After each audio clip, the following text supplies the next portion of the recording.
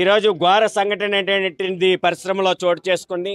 అనకాపల్లి SEZలో ఉన్నటువంటి అచ్యుతాపురం సెజ్లో భారీ ప్రమాదాలకు నిలయంగా మారింది. వరుస ప్రమాదాలు జరుగుతూ ఉన్నాయి. ఈ రాష్ట్ర ప్రభుత్వాన్ని మేము డిమాండ్ చేస్తూ ఉన్నాం.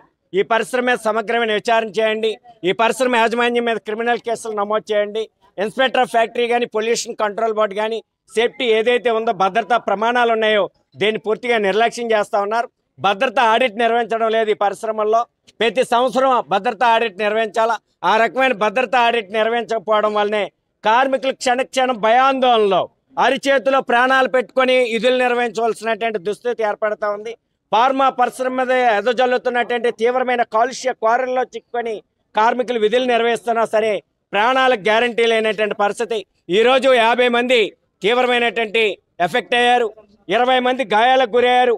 ఒక కార్మికురాలు ఇప్పటికే ఉన్నటువంటి ప్రాథమిక సమాచారం, తోటి కార్మికులు చెప్తున్నటువంటి సమాచారం మేరకి ఒక కార్మికురాలు మృతి చెందినట్లుగా, 19 మంది కార్మికులు తీవ్ర గాయాలకు గురైనట్లుగా, 30 మంది కార్మికులు స్వల్ప గాయాలకు గురైనట్లుగా సమాచారం.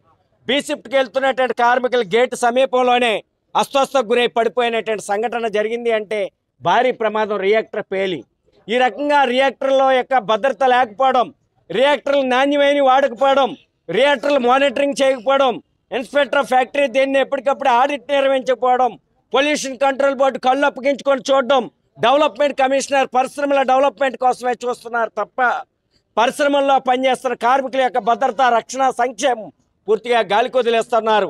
రాష్ట్ర ప్రభుత్వాలు కూడా యాజమాన్యాలకు అడుగులకు మడుగులెత్తుతున్నాయి తప్ప పరిశ్రమల్లో పనిచేస్తున్న